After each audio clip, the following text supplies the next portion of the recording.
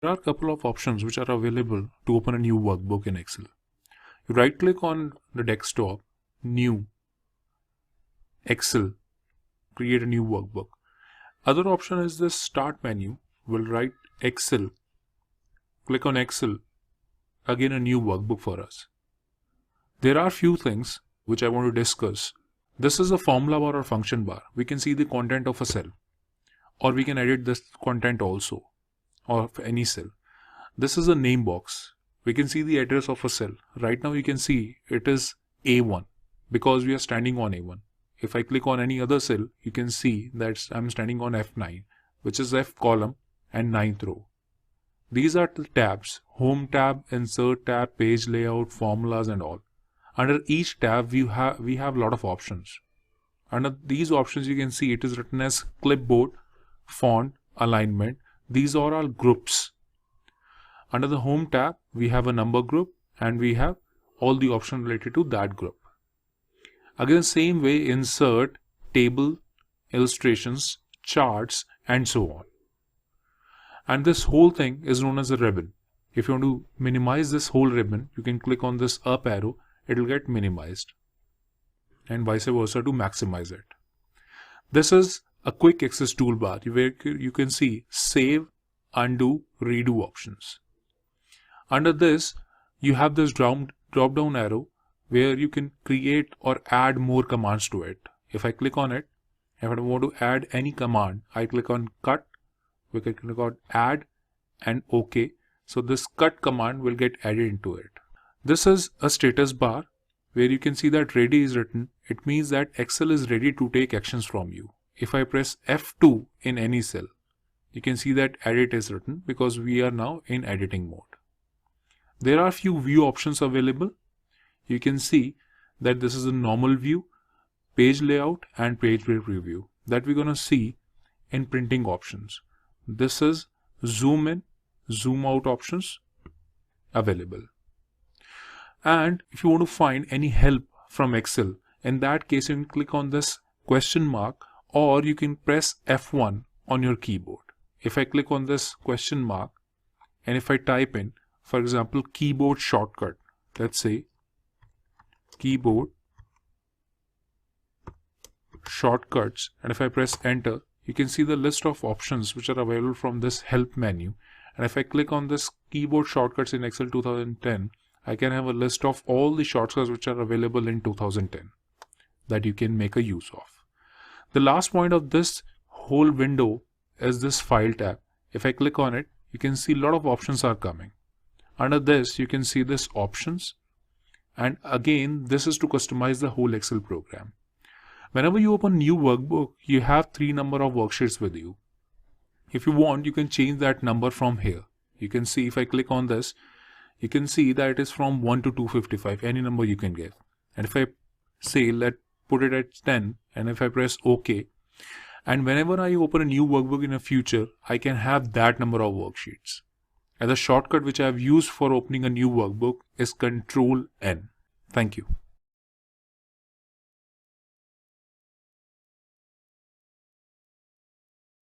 Before we go ahead and start performing any calculation in Excel, let's see how to enter data. This is a bit unusual kind of way to putting data in Excel. It is not like other applications. Let's see. I'm standing on A1 right now, and let's say if I write ABC Company Limited. Now you can see that my cursor is still blinking. It means that still I'm standing on that cell. And I know that I'm done with whatever I need to put it in. And if you talk about MS Word or MS PowerPoint, we type it and we leave it. But in Excel, if you want to commit anything in a particular cell, we have to either press enter or press tab after that. So if I press enter, now it will get committed into this cell. Now you can also see that the content of this cell is coming on A1 as well as on B1. But if you just look at it carefully, if I select cell A1, you can see the content is coming in this formula bar, which I have discussed earlier. Now if I click on B1, you can see nothing is appearing. It means the content is actually only in A1, but the length of the content is pretty much big. That is why it is only showing it on B1.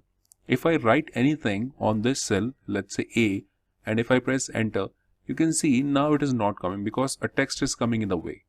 Now let me delete it, and here the way of putting it is either to expand the width of this column by clicking on it, this two-headed arrow, and dragging it till the time you can see that it is fitting up in this column, or the other ways, which is the beautiful way, you can see this arrow, and if I double click on it, it will get in that cell. Now let's start writing few more things. If I write, let's say, products, and I'm done with this, and then I'll press enter, A, enter, B, enter, C, enter, D, enter, E, enter. Now I have to move to this cell, which is B3, and here I'll write, for example, different regions: Delhi, Mumbai, Kolkata, and total.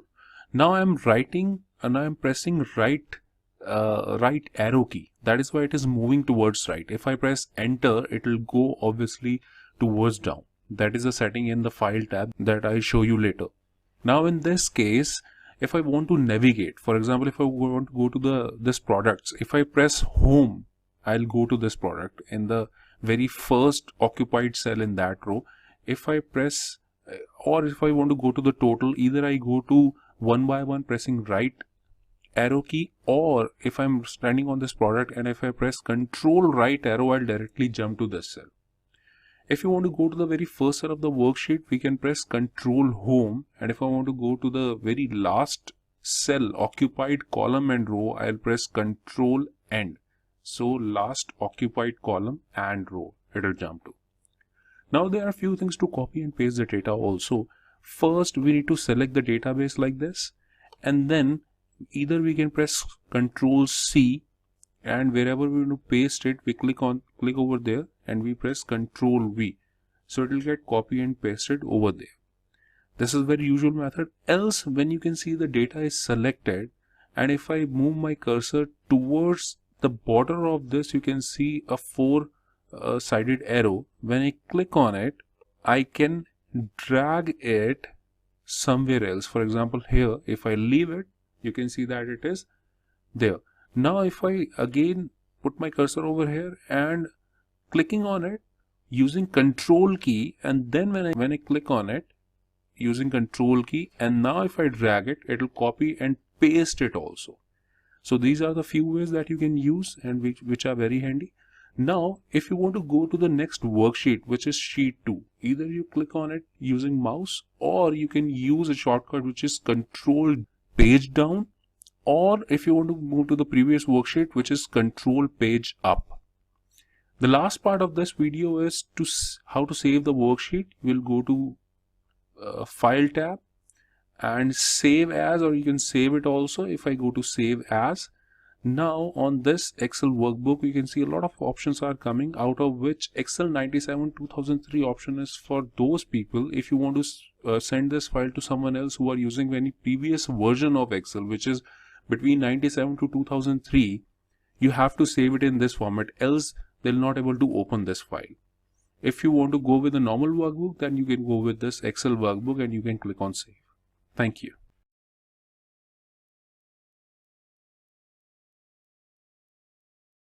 In Excel, calculation can be done either using formulas or function. In this video, we're going to see how to use formulas. Both the words seem similar, but there is one difference. Formulas are using calculative operators like plus, minus, multiplication, and so on. But formulas are predefined name to some task. Both are being used and start with an equal to sign in Excel. Let's see how we can do that. We have this small piece of data in which we have number of units sold of products given in Delhi, Mumbai, and Kolkata. So let's see how we can calculate it. There is one way which is a wrong way. I'll show you that first, which is always start with equal to sign, and then let's say we want to do the sum of these three values. So I'll type in 612 plus, using that plus operator, 608 plus 597, and then I have to press enter. That we have already discussed. So when I press enter, you can see the total is coming. This is one way. The right way is we press equal to sign, and then instead of writing those numbers, we select the cells, which is this B2 plus C2 plus D2, and when I press enter, it is also showing me the sum. You cannot see any difference in both these things, but there is a huge difference. Let's see what I'm trying to explain you. If I write or if I change any content in the cells, let's say if I change it to 500, and when I press enter, you can see that this is not changing, but this is changing. So this is we actually want. The perfect way of using Excel is making things dependent, linked. Do not use hard-coded numbers ever. So this is one way to do the sum. After that, if you want to do the sum of these numbers over here, we need not to do it again and again.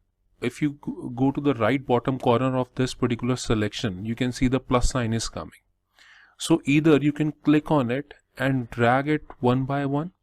This will also work. Let me undo it.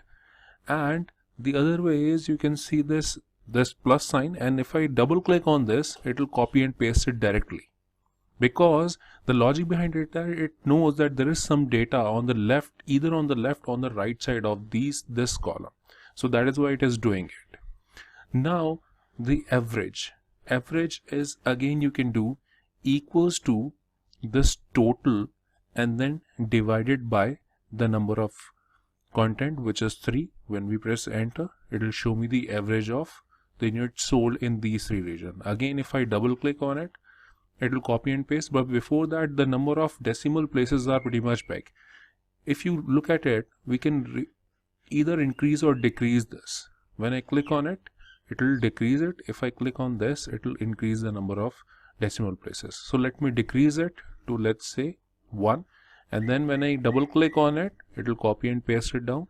The same way a subtraction we can do, which is equals to, you can take it any number. I don't have a correct example right now. B2 minus this, and when I press enter, it would be showing in negative. So let's say this minus this, and when I press enter, it will show me the subtraction. And if I copy and paste it down again the same way, it will show me the subtraction for all. In the next video, we're going to see how to use functions. Thank you.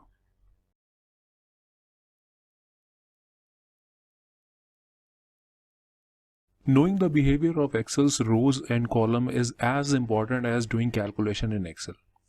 In this video, we're going to see that how we can play with columns and rows and data accordingly. So you can see that if you have this set of data, and if you want to insert any column, we have to go to the header of that column. And if I go over here, you can see that it is a bit highlighted. And if I right click on it and I click on insert, a column will get inserted on the left hand side of this with the same formatting, because you can sense it out that we are inserting a column within this data itself. If I insert a column over here without any formatting, and if I click on insert, you can see a column is inserted with nothing formatted. So in this case, if I want to delete this column, again I can right click on this and I can delete. The same way, if I want to insert any row, I can come over here on any row. I'll right click on this and this row gets selected, and if I click on insert, a row will get inserted above that. And if you want to delete it, again right click on it and delete this. Now if you want to delete few cells instead of column and rows, in that case what we can do, we can select the cell itself, and if I press delete on my keyboard, only the content will get deleted. But what if I want to delete everything within the cell? It's formatting also. So in that case, we have to go with this clear, and in this clear you can see the clear all, clear formats, contents, comments and hyperlink. If you delete on your keyboard, it will go with only clear contents, but if you click on clear all, it will clear everything within this cell.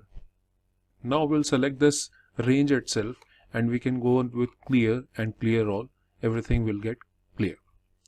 Now one more thing, if you want to cut any column and insert it somewhere else, so we'll click on it, we'll click on this cut and we click over here, and I want to insert this lower cases between column B and A. So I'll right click over here and I'll click on insert cut cells. So it will paste it over here. In the same manner, the row, if I select it and I right click and I cut it, and if I want to put it before Mohit, so I'll right click over here and insert cut cells.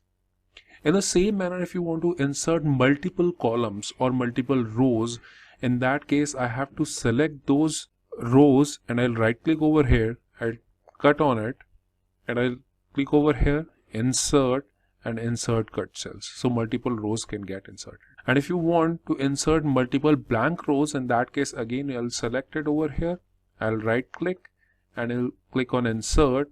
You can see that it is get inserted. And if I want to delete it, again I'll select it, right click and I click on delete. It's very handy to use shortcuts in this case, and these are very beautiful and very simple to use. I'll explain you that if you want to insert a row before Ravi, so I'm standing on Ravi, I'll press Alt and then I for insert and R for row. So it will insert a row. If I want to insert a column before expenses, I'll stand anywhere in this column. I'll press Alt, I and C is for column. If you want to insert any new worksheet, just have a look at it. I'll press Alt, then I, then W. It will insert a new worksheet before that for me. Pretty cool, isn't it? And by any chance, if you want to delete the column which you have inserted and you do not want it, or any other column, we'll press Alt, E for edit, D and then R. R is for row or column maybe right now. So I'll press C, and if I press OK, it will delete that column. And if I want to delete this row, I'll stand somewhere within the row, Alt, E, D, R, and if I press OK, it will get deleted. Thanks.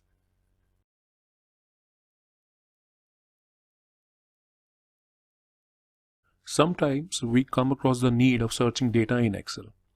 For example, in this case, if I want to search the name which is Rabi, so in that case, else we can press Ctrl F, which is a shortcut, or I can go to the home and you can see on the right hand corner, which is find and select. I click on it, you can see the find function. I click on it again, you can see that it is there. I've already typed in to try it before recording this video. So let me find it out again. Few options, let me remove it. So if I type again, which is Ravi, and if I click on this find next, so it will find one by one. If I click on this find all, it will show me a list over here in this worksheet, wherever we have this word Ravi and the name of the cells. If I click on that, it will go to that particular cell and I can find it out. If you want to find out Ravi only in this particular column, in A column, select the column itself, or you can select the range itself and then you can press Ctrl F and then Ravi, and if I find it, now it will find only in the selection. It is pretty much handy. And if you want to replace Ravi with any other text or any number, so you'll go to this Ravi, and Ravi, I want to change it with Samir, for example, and I have a selection only, so I can replace all or replace one by one. If I click on replace all, let's see, now it has replaced and there are 4 replacements in total. I press OK, and if I press close, there is again a shortcut to replace it, which is Ctrl H is to replace, Ctrl F is to find, and Ctrl H is to replace. Now in any case, if you have some data in your sheet for which you want to do a spelling check, so in that case I have written a small text over here which is hello and welcome. Intentionally I have written a wrong spelling for and welcome. Now I have selected this cell and I can go to review, and either I click on the spelling or there is a shortcut for that which is F7. So I click on it, I can see that is coming, and it is straight away showing me that A and DD is basically a suggestion is and. So I can click on this change and that will get changed, and again welcome, so I can click on change and it is get changed. Now In this case, you can say that my name is Lokesh. So if I write L-O-K and if I press enter, it will making my whole name, because what I have done is I have put in the name over here as R-A-V, for example, and if I press enter, it is not showing Ravi. Why? For that, if you want to add anything specifically in your program, Excel program, we have to go to File tab, Options, and in option we have to go with Proofing, Autocorrect options. In here, for example, I want RAV to be replaced with RAVI Ravi, and I click on Add. I'll press OK, again OK, and again RAV, enter, and there we go, that Ravi is coming. So you can put your company's name which you're using again and again, or your name or any customer's name, so that would be pretty handy. Thank you.